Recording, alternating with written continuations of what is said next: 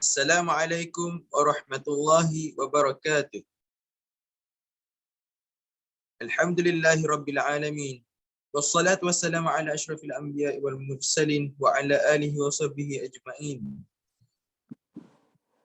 Saya Muhammad Faisal Ali selaku moderator bersama para ahli panel iaitu Muhammad Amal Syafiq bin Muhammad Syukri, Muhammad Afiq Hazim bin Saharuddin, Muhammad Fakrul Hakim bin Abdul Aziz dan Ahmad Farisulhi bin Ahmad Firdaus. InsyaAllah pada hari ini kami ingin membincangkan tentang pengurusan harta mengikut perspektif Islam. Baiklah.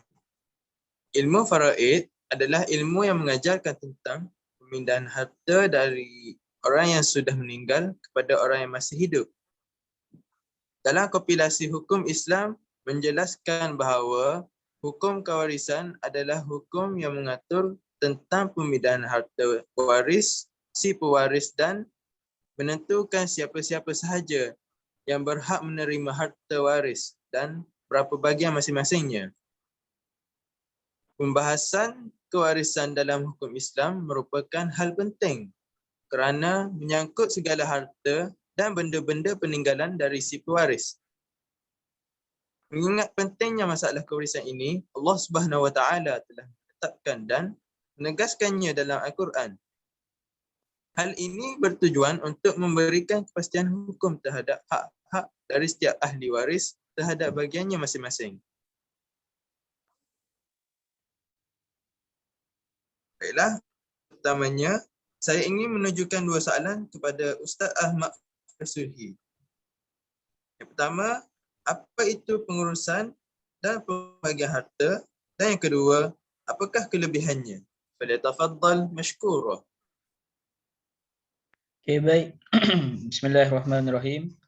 Assalamualaikum warahmatullahi wabarakatuh. Terima kasih kepada tuan moderator kita iaitu Ustaz Muhammad Faisal Adli. Di sini pengurusan harta mengikut perspektif Islam. Dari segi bahasa ialah suatu kaedah yang membolehkan seseorang itu mengetahui hak setiap orang yang layak mendapat harta peninggalan si mati. Dari segi istilah pula ialah hak yang telah ditentukan oleh syarak kepada pewaris. Ia dinamakan ilmu faraid kerana membolehkan seseorang itu tahu tentang kaedah pembahagian harta kepada setiap pewaris.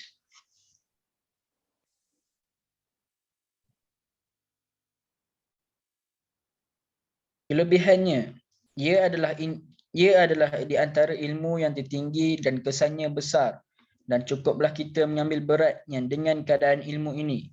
Sabda Rasulullah sallallahu alaihi wasallam, qala Rasulullah sallallahu alaihi wasallam, ta'lamul al-faraidu wa ilmuha an-nas fa innaha nisful ilmu wa huwa yunsa wa huwa awwalu syai'un yuza'u min ummati. Sabda Rasulullah sallallahu alaihi wasallam, belajarlah faraid dan ilmunya kerana ia sebahagian daripada ilmu dan ianya akan dilupakan ialah antara perkara yang pertama ditarik daripada umatku. Hadis riwayat Tabrani dan Al-Baihaqi. Syukran jazilan. Terima kasih kepada Ustaz Farisulhi.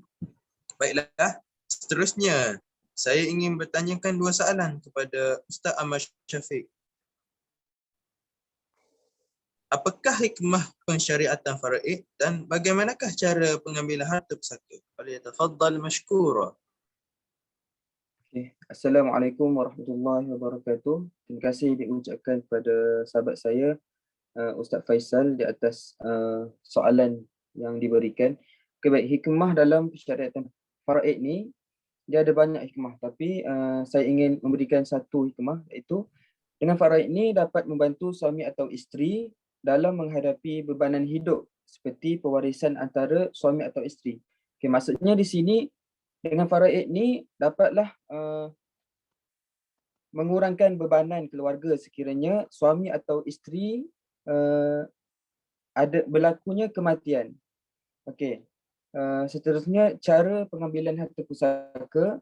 Jalan untuk melakukan pembagian pusaka ialah dengan terlebih dahulu kita teliti siapakah di antara waris yang berhak terima harta pusaka dengan jalan ashabul furud.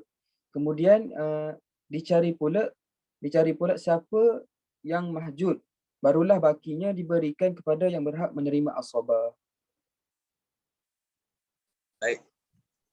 Okey Ustaz Ahmad Syafiq. Sekali lagi saya ingin tanyakan soalan. Terangkan apa itu ashabul furud dan berikan satu contoh asabah. Okey, baik. Terima kasih.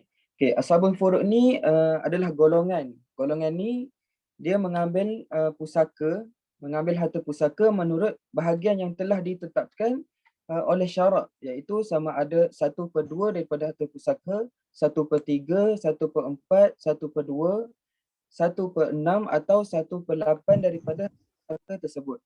Mereka ni terdiri daripada suami atau isteri, ibu atau nenek, bapa atau datuk, anak perempuan atau cucu perempuan, saudara perempuan kandung, saudara perempuan sebapa dan saudara seibu.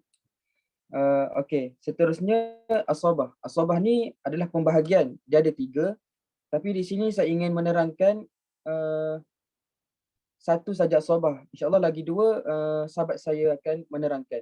Okey, asabah yang pertama itu asabah binafsih. Pembahagian pusaka ni dengan jalan menghabisi semua harta ataupun mengambil semua sisa untuk sekalian orang lelaki. Kayaknya untuk orang lelaki sahaja yang bahagian ni yang layak diterima. Okay. Tidak bersebab atau berserta orang lain. Mereka ni terdiri daripada 12 orang lelaki, iaitu bapa, datuk, anak lelaki, cucu lelaki, anak lelaki, saudara lelaki kandung, saudara lelaki sebapa, anak lelaki saudara lelaki kandung, anak lelaki saudara lelaki sebapa, bapa saudara kandung, bapa saudara sebapa, anak lelaki bapa saudara kandung dan anak lelaki bapa saudara sebapa. Itulah pembahagian asabah binafsih. Sekian, terima kasih. Wallahu a'lam. Terima kasih kepada Ustaz Ahmad Syafiq. Okey, baik. Seterusnya, saya ingin menunjukkan soalan kepada Ustaz Fakhrul. Selain asabah binafsih, ada 2 lagi asabah. Apakah asabah tersebut? Falyatafaddal mashkurun. Terima kasih kepada moderator kita Ustaz Faisal Adli. Selain asabah binafsih, terdapat juga 2 asabah yang lain, yakni asabah bil ghair dan asabah ma'al ghair. Asabah bil ghair adalah pembahagian pusaka dengan jalan menghabiskan semua harta atau pengambilan semua baki untuk semua perempuan dengan sebab adanya orang lelaki lain. Asabah bil ghair ini terdiri daripada 4 orang, iaitu anak perempuan atau lelaki, cucu perempuan atau lelaki, saudara kandung perempuan atau lelaki, saudara sebapa atau lelaki perempuan. Kemudian asabah ma'al ghair. Asabah ma'al ghair ini adalah pembahagian pusaka dengan jalan menghabisi semua harta atau mengambil semua sisa untuk sekalian perempuan sebab berserta orang perempuan lain. Asabah ma'al ghair ini terdiri daripada 2 orang perempuan, iaitu saudara perempuan kandung dan saudara perempuan sebapa, yakni berkongsi dengan anak atau cucu perempuan. Okey, baik. Sekali lagi, saya ingin mengajukan soalan kepada Ustaz Fakhrul. Terangkan apa itu dawil arham. Dawil arham adalah satu golongan yang akan menggantikan golongan satu, yakni golongan ashabul furud, dan 2 golongan mahjub yang layak. Setelah kedua-duanya tiada, kecuali suami atau isteri, tidak menghalang golongan ini mengambil bahagian harta. Tetapi biasanya golongan ini akan terhalang menerima harta. Keadaan ini disebutkan hijab, iaitu dinding, yang menjadi penghalang seseorang daripada ahli waris untuk menerima pusaka kerana masih ada ahli waris yang masih dekat hubungan kekeluargaannya dengan si mati. Terdapat 4 golongan dari arham, iaitu masih ada hubungan kerabat.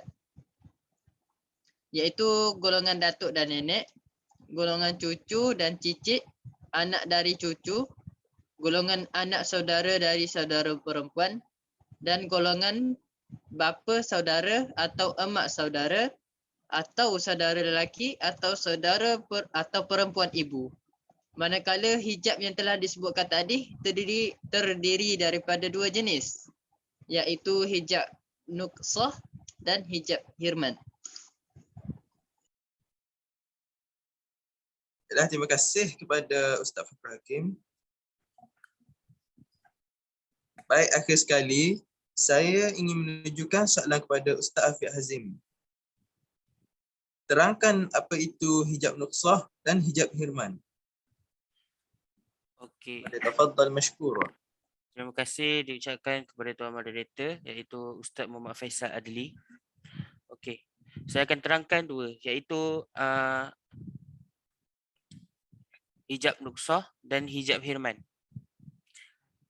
Hijab nuqsah adalah hijab yang terhalang dengan mengurangi pembahagian ahli waris dari menerima pembahagian ashabul furud yang lebih banyak sehingga menjadi lebih sedikit kerana masih ada lagi ahli waris lain yang hidup yang bersama-sama dengannya. Seperti suami dari menerima setengah menjadi seperempat kerana ada anak ataupun cucu. Okey. Hijab hirman iaitu terhalang dengan tidak menerima pembahagian pusaka sama sekali kerana masih terdapat ahli waris yang lebih dekat hubungannya dengan yang mati yang lebih berhak untuk menerima harta pusaka. Okey, dekat sini saya akan terangkan sikit. Hijab hirman ni adalah hijab yang telah terhalang dengan tidak boleh menerima salah satu bahagian harta pusaka sama sekali kerana masih ada lagi ahli waris yang masih dekat hubungannya ataupun masih hidup dengan yang mati dan mereka pun lebih berhak menerima harta pusaka. Contohnya saudara lelaki sebapa pun terhalang untuk menerima harta pusaka kerana adanya saudara lelaki kandung dan datuk pun terhalang kerana ada bapa ni lagi. Itu saja. Allahuakbar. Baik, terima kasih kepada Ustaz Afiq Hazim. Simpulannya, sesungguhnya ilmu faraid itu perlu dan harus dipraktikkan dalam kehidupan. Tanpanya, institusi keluarga akan goyah kerana perebutan harta pusaka yang mereka rebutkan pada zaman kini, sedangkan mereka boleh membahagi antara satu sama lain dengan mengikut syariat undang-undang yang telah ditetapkan. Faraid dapat menghindari kita daripada berbalas sesama keluarga dalam pembahagian harta pusaka. Okey, nampaknya kita sudah berada di penghujung forum. Apa yang baik datang daripada Allah, yang buruk itu datang dari kami sendiri. Sekian, wabillahi taufiq wal hidayah. Assalamualaikum warahmatullahi wabarakatuh.